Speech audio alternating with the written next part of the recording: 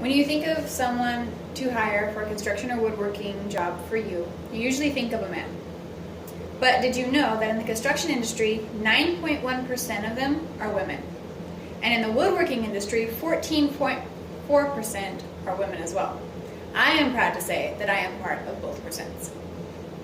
I first got introduced to woodworking when I was in 8th grade. I chose it as an elective. I immediately fell in love with it because of the on-hands hard work that it taught me. I continued to take woodworking through my high school years and even in college. The school I attended in high school taught everything from machine shop to woodworking to welding to agriculture, and they even offered to be certified in each machine. I continued to take woodworking classes in college.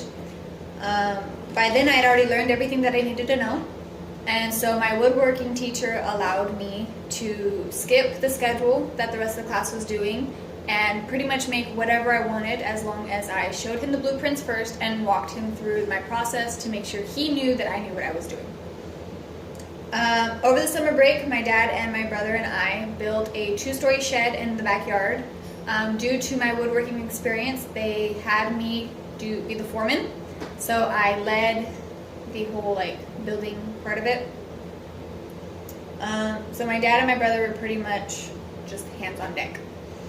The process of woodworking is making the blueprints yourself, including measurements and materials, what kind of wood, what kind of screws or nails, stuff like that.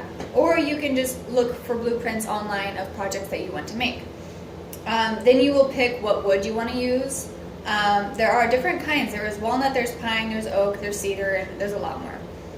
And then you decide which tools will best be used to build the project. You can use a miter saw, you can use a planer, you can use a table saw, and many more. And then you assemble your pieces, the pieces that you have cut and pre-drilled, and you put it all together so your project is pretty much finished. Then you choose a stain, which is optional. You can stain regular pine wood to look like redwood. You can stain it to a darker brown or a lighter brown.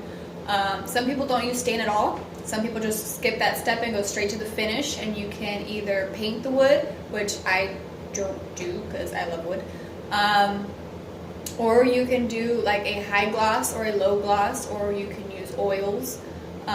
There's many types of finishes, and then your project is complete to display or use or even sell, and that's what I do.